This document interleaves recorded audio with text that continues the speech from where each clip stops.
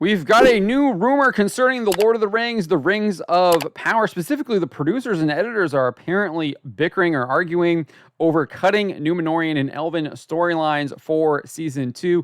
Let's get right into this here. This new rumor comes from Fellowship of Fans and explains that producers for the series want the second season to focus more on the Numenorean story instead of the Elves, while editors are in favor of the Elven storyline over the Numenorean storyline. It's unclear why the producers want more of the Numenorean storyline, but the editors want the Elven storyline because it apparently leads into a big 2-episode battle that concludes the second season. It's speculated that 2-episode battle will be the Battle of Eregion. That battle was confirmed back in October when the Hollywood Reporter's James Hibbard took a set visit and reported they plan to introduce more iconic locations, familiar Middle-earth characters, and a massive 2-episode battle. It seems that battle will be at the end of the second season, and it will be the Battle of Eregion. The outlet notes, this is the outlet Fellowship of Fans notes, it was revealed to Fellowship of Fans that the specific plot line which the Rings of Power producers wanted to cut down to compromise for more Numenor scenes was the Elven plotline in Season 2.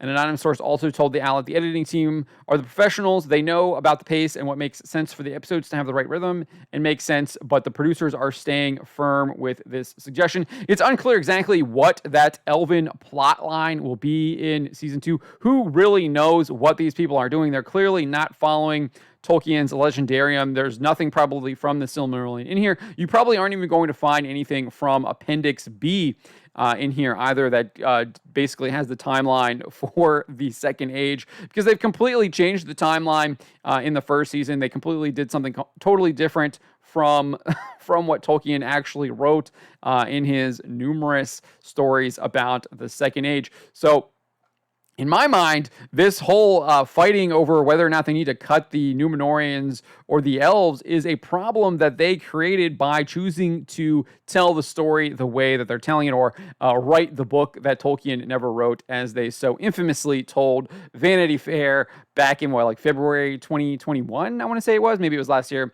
I can't really remember at this point. A little bit blending together. And then to that end, they also explained why they were not staying true to Tolkien's Legendarium. They said, if you're true to the exact letter of the law, you're going to be telling a story in which your human characters are dying off every season because you're jumping 200 years in time, and then you're not meeting really big, important canon characters until Season 4. Look, there might be some fans who want us to do a documentary of Middle-earth, but we're going to tell one story that unites all these things. Utterly ridiculous explanation, especially given the fact that people saw Game of Thrones, saw characters getting killed off, major characters getting killed off nearly every season. Obviously, infamously, the Starks, Robb Stark, Ned Stark being killed off. I think, Season 1, Season 2 was the Red Wedding? I'm not sure. It might have been Season 3. Don't recall off the top of my head right now. But obviously, you're getting major characters killing off all the time. And you're also having new major characters being introduced later on. Mance Rayder, I think, was in Season 3. You had Ygritte in Season 2 as well. And then eventually she would get killed off too. So you had major characters being introduced later on. So this idea that you wouldn't be introduced to major characters until the 4th season, well, that's great, because that's how it actually was written and how it should work. So that's how it should be. But regardless, I think the solution to this was if they had actually set it up to actually follow the Silmarillion, or even if you don't even follow the Silmarillion, you can look at Appendix B and the timeline and break it down into 5 seasons. If you're set on this kind of 5-season timeline, this is how I would actually break it down. You would have probably the 2 seasons for the creation of the Rings of Power, the One Ring, and then Sauron's war on the Elves. The first season would probably be Sauron's return to Middle-earth and his posing as Annatar, the giver of gifts, whereupon he begins to manipulate the Elves into building the Rings of Power. This could be a very Game of Thrones-esque. I know people are not going to like that, but the whole idea is it's a lot of palace intrigue, and you would stick to what Tolkien actually wrote in the Silmarillion. What is it? Untold Tales, I think. Is the book there where he goes into a lot of the political intrigue that does indeed happen in Eregion, and Sauron manipulating the political levers there, working against Galadriel, his chief moral and political foe, and eventually driving her to Lothlorien. And she flees through the mines of Moria. So that could be really interesting in kind of your Season 1, and then the season would culminate in the creation of the One Ring and the Elves becoming aware of Sauron. And then obviously that leads to like, okay, what's going to happen next, right? And we know what happens next if you've actually read any of Tolkien's Second Age stories. What happens next is you get Sauron's war on the Elves and his invasion of Eriador. It would be feature a battle at Eregion, the death of Celebrimbor, the mines of Moria being shut, the creation of the settlement of Rivendell, and the aid the Numenoreans provide Gil-galad. It concludes with Sauron having conquered Eriador, but then the Numenoreans kind of arrive there. The third season focuses on the Numenoreans' initial war with Sauron. It would feature the arrival of the Ringwraiths and Sauron's initial attacks on the strong places of the Numenoreans. That's kind of a direct quote there from Appendix B. This season would also could also begin to feature the internal Numenorean politics and how the nation began to abandon its traditions and at times outright ban them. So looking at some of that internal politics there from the Numenoreans in season 3, but you have lots of drama, battles, everything. There's so much happening that you could do with that, and that's just looking at Appendix B. The fourth season would obviously feature Sauron's surrender to the Numenoreans and his subsequent manipulating of Ar-Pharazôn that leads to the ultimate downfall of Numenor. It would see Sauron turn Numenor into a despotic state where political and moral dissidents are rounded up and burned.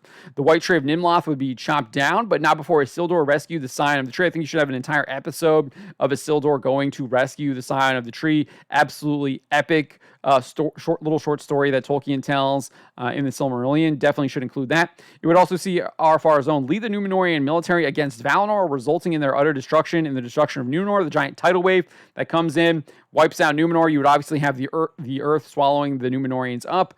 Could have some like really epic moments there. The destruction of Numenor. And then it would conclude seeing Elendil and his sons escape the destruction with the ships they had prepared and make their way to Middle-earth, similar to how Noah did in Genesis. Finally, the fifth season sees Sauron's war against the last alliance of men and elves. We would see the death of Elendil, the slicing of the ring from Sauron's hand by Isildur, his refusal to destroy the One Ring, and ultimately his death at the hands of an orc warband.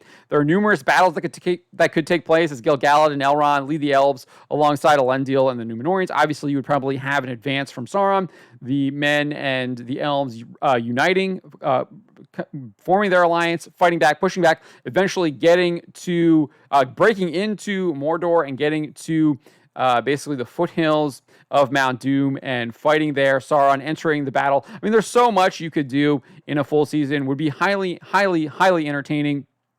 And you would have major characters, yes, indeed, being introduced in the fourth season, such as Ar-Pharazôn. And again, this isn't unheard of. Pointed to Game of Thrones. Wheel of Time is doing this.